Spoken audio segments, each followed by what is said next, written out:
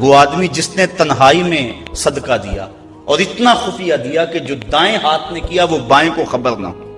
فرمایا کل قیامت کے دن جب کوئی سایہ نہیں ہوگا اللہ اسے اپنے عرش کا ٹھنڈا سایہ نصیب ہوگا، اور جو عرش کے سائے تلے ہوگا قیامت کی تکلیف سے محفوظ ہوگا، جو عرش کے سائے تلے ہوگا وہ قیامت کی پریشانیوں سے محفوظ ہوگا، جو عرش کے سائے تلے ہوگا اس کو جام کوثر ضرور دیا جائے گا، اور جو ایک گھونٹ بھی پی لے گا 50,000 سال کے دن میں اسے کبھی بھی پیاس نہیں لگے۔ تو جس نے اپنے صدقے کو خفیہ دیا، دائیں نے دیا بائیں کو خبر نہ ہو، اللہ اکبر۔ بلکہ علماء اس کی تشریح میں لکھتے ہیں کہ جس کو صدقہ دیا جا رہا ہے بہتر ہے کہ اس کو بھی خبر نہ ہو، اس انداز سے اس کے گھر میں پھینک آؤ کہ اسے بھی پتا نہ ہو کہ میرے اوپر کون مہربانی کر گیا۔ اللہ اکبر۔ اگر ایسا ہو تو یہ انتہائی خفیہ حالت ہے۔ اللہ اکبر اللہ اکبر۔ تو کہا کہ اگر تم صدقہ خفیہ دو تو وہ بھی تمہارے لیے بہتر ہے، اور اگر تم ظاہر دو تو ظاہر دینا کس وقت مستحب ہے، جس میں کسی شخص کی ذات کا معاملہ نہ ہو۔ مثال کے طور پہ مسجد کے لیے فنڈ مانگا جا رہا ہے، دارالعلوم کے لیے مانگا جا رہا ہے، کسی ہاسپٹل کے لیے مانگا جا رہا ہے، کسی اور رفاہی کام کے لیے مانگا جا رہا ہے، لہٰذا وہاں آپ اس نیت سے کہ اگر میں اٹھ کے اعلان کروں گا تو میرے دیکھا دیکھی کئی اعلان کریں گے، لہٰذا مدد ہو جائے گی۔ تو آقا کریم نے ایک مرتبہ جہاد کے لیے فنڈ مانگا تو ایک صحابی نے جلدی سے آغاز کر دیا، اس کو دیکھنے سے باقی بھی اٹھ کھڑے ہوئے۔ تو آقا کریم نے اس وقت فرمایا تھا من سنہ فی الاسلام میں سنتن حسنتن فلہ اجرہا، جس نے اسلام میں ایسے اچھے طریقے کو رائج کیا اللہ تعالیٰ اس کو اس کا اجر عطا فرمائے گا، اور اس کے دیکھا دیکھی جس نے اس کام کو کیا اللہ اس کا اجر بھی سے عطا فرمائے گا۔ تو اس نیت سے اگر ظاہر کر لیا جائے تو وہ زیادہ فضیلت والا ہے۔ دوسرا، اگر آپ خفیہ کی بجائے اعلانیہ کرتے ہیں تو اس سے آپ کے نفس پر ریاکاری کا امکان پیدا ہو جاتا ہے، تو پھر بہتر یہ ہے کہ ریاکاری سے بچنے کے لیے خفیہ صدقہ کیا جائے تاکہ اللہ تعالیٰ آپ کے اس عمل کی برکت آپ کو نصیب فرمائے، ورنہ ایسا ہوگا کہ ریاکاری سے سب کچھ برباد ہو جائے گا۔ آگے ارشاد فرمائے وَيُكَفِّرُ عَنْكُم مِّن سَيِّئَاتِكُم، اگر تم اللہ کی راہ میں چھپ کے یا ظاہر صدقہ کرو گے تو اللہ کے نزدیک وہ بہتر ہے، اور وہ اس سے تمہارے گناہوں کو اتار دے گا، یعنی صدقہ دینے سے جو ہے وہ گناہ مٹتے ہیں۔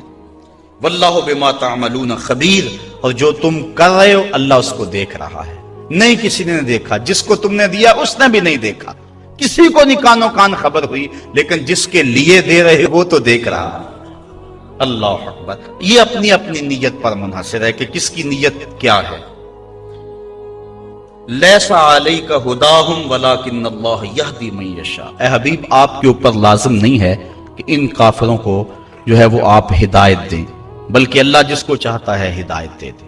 یہ کفار کو صدقہ دینے کے جواز پر آیت نازل ہوئی۔ صحابہ صدقہ اپنا دیتے تھے، اپنوں کو مسلمانوں کو بھی، لیکن ان کے رشتہ دار کافر بھی ہوتے جو پریشان ہوتے، تو دل میں آتا یہ کافر ہیں، تو اللہ تعالیٰ نے اجازت دی کہ ان کو بھی آپ دے سکتے ہیں۔ تو کافر کو صدقہ واجبہ نہیں لگتا، یعنی زکوٰۃ نہیں لگتی، صدقہ فطر نہیں لگتا، اور جو منت کا جو صدقہ ہے وہ نہیں لگتا، واجبہ نہیں لگتا، نافلہ صدقے جو ہیں ویسے تعاون کر دیا جائے تو وہ اس کو لگ جاتا ہے۔ اس کی دلیل قرآن مجید کی یہ آیت ہے وَمَا تُنْفِقُوا مِنْ خَيْرٍ فَلِأَنفُسِكُمْ، اور تم جو اچھی چیز دو تو تمہارا ہی اس میں بھلا ہے، فائدہ تمہیں ہی ہوگا، تمہارا ہی بینک ہے۔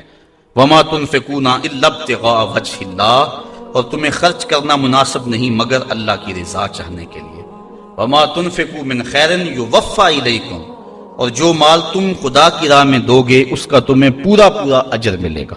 وَأَنْتُمْ لَا تُظْلَمُونَ، تمہارے سے ظلم نہیں کیا جائے گا، جدیا اس کا پورا پورا اجر ملے گا۔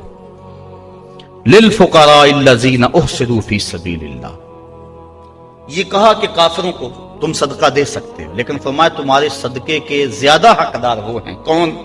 لِلْفُقَرَاءِ الَّذِينَ، وہ فقیر لوگ، احسروا فی سبیل اللہ، جو اللہ کی راہ کے اندر رکے ہوئے۔ اس سے مراد احسروا فی سبیل اللہ سے مراد مفسرین نے اصحاب صفہ لیے ہیں۔ یہ 400 کے قریب صحابہ تھے، 300 سے لے کر 400 تک ان کی تعداد مختلف روایات میں آئی ہے، جو مسجد نبوی میں رہتے تھے۔ ان کا نام کوئی گھر تھا نہ ان کے اہل تھے، بس سارا دن مسجد نبوی میں رہتے۔ حضور نے ان کے لیے ایک چبوترا بنوا دیا جس کو صفہ کا چبوترا کہا جاتا ہے، تو وہ اس پہ بیٹھے رہتے حضور کے انتظار میں رہتے، آقا کریم آتے تو وہ حضور سے دین سیکھتے، بلا تعین اوقات حضور سے دین سیکھتے۔ کسی غزوے پر حضور ان کو چاہتے تو ساتھ لے جاتے، کسی سرایہ پہ بھیجتے تو وہ حضور کے حکم کی جو ہے وہ تعمیل کرتے، زیادہ کوشش کرتے کہ وہ لکڑیاں اکٹھی کر کے ان کو بیچ کر اپنے پیٹ کا گزارا کرتے، لیکن مصروفیت چونکہ تعلیم دین میں تھی تو وہ کمائی نہیں کر سکتے تھے۔ اللہ تعالیٰ جل شانہ نے یہاں باقاعدہ یہ بات ارشاد فرما دی، لا یستطیعون ضربا فی الارض، وہ زمین پر چل نہیں سکتے، یعنی باقاعدہ وہ کاروبار نہیں کر سکتے کیونکہ وہ دین کے علم کے لیے رکے ہوئے ہیں۔ کہا تمہارے صدقے کے زیادہ حقدار یہ طلباء ہیں، دین والے لوگ جو سب کچھ چھوڑ کے دین سیکھ رہے ہیں۔ یحسبہم الجاہل اغنیاء من التعفف، سوال نہ کرنے کی وجہ سے اس کو ناواقف آدمی سمجھتے ہیں یہ تو بڑے ٹھیک ٹھاک ہیں، یہ تو غنی ہیں، کیونکہ ہر بندہ اندر نہیں جھانک سکتا۔ وہ کیا کسی نے کہا تھا نا، ہستی پلکوں کے نیچے غم بھی پلتے ہیں، ہستی پلکوں کے نیچے غم بھی پلتے ہیں، مگر کون دیکھتا ہے اتنی گہرائی میں۔ تو وہ بظاہر ان کے چہرے مورے ایسے ہیں کہ لگتا یہ ہے کہ یہ بڑے ٹھیک ٹھاک، ضرورت ہی نہیں ہے، لیکن مالداروں کے اوپر لازم ہے کہ ان کو بھی تلاش کریں جو مانگتے نہیں اور ان کے گھر جا کے ان کی اعانت کر کے آئیں۔ اللہ نے اپنے محبوب سے مخاطب کر کے کہا تعرفہم بسیماہم، محبوب تو ان کی پیشانیوں سے پہچان لیتا، لوگ نہ جانے تجھے تو پتا ہے نا۔ حضرت ابو ہریرہ رضی اللہ تعالیٰ عنہ باہر آ کے بیٹھ گئے، کہتے مجھے بھوک بڑی لگی ہوئی تھی اور اتنی بھوک کہ گزارا نہیں ہو رہا تھا، بیٹھا نہیں جا رہا تھا۔ میں نے کہا کوئی آدمی گزرتا میرے چہرے کو دیکھ کے پہچان لے گا۔ پھر ایک صحابی آئے، میں نے ان سے ایک مسئلہ پوچھا، وہ مسئلہ بتا کے چلے گئے۔ دوسرے آئے، میں نے قرآن کی آیت کے بارے میں پوچھا، وہ بتا کے چلے گئے۔ پھر دل و قلب و نگاہ کے مرشد اولین آ گئے۔ میں نے حضور سے مسئلہ پوچھا، حضور نے کہا ابو ہریرہ بھوک لگی ہوئی ہے؟ میں نے کہا ہاں حضور بھوک لگی ہوئی۔ پوچھا مسئلہ؟ آقا کریم میں بھوک لگی ہے، ہاں حضور بھوک لگی، مسئلہ ہی یہی تھا۔ کہتے ہیں آ جاؤ میرے ساتھ آ جاؤ۔ پھر وہ روایت آپ علماء سے سنی کہ حضور اندر چلے گئے، اجازت دی۔ حضرت ابو ہریرہ فرماتے ہیں میں دیکھا دودھ کا ایک پیالہ پڑا، کہا ابو ہریرہ جاؤ جو صفہ پہ بیٹھے ان کو بھی بلا لاؤ۔ میں سوچا وہ تو 70 ہیں اور دودھ کا پیالہ ایک، لیکن حضور کا حکم تھا، میں بلا لایا، کہا اب ان کو پلاؤ۔ کہا پریشان تھا لیکن جب پہلے نے پیا ذرا بھی کم نہ ہوا۔ میں سمجھ گیا حوض کوثر کی نہروں سے کنیکشن جڑ گیا۔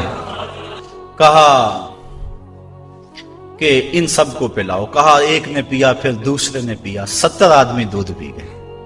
اللہ اعلیٰ حضرت فرماتے ہیں ہاں جناب ابو ہریرہ کیسا تھا وہ جام شیر جس سے 70 سالوں کا دودھ سے منہ بھر گیا۔ اللہ اکبر۔ کہتے ہیں پھر حضور نے مجھے پلایا، کہا اور پیو اور پیو، حتیٰ کہ میں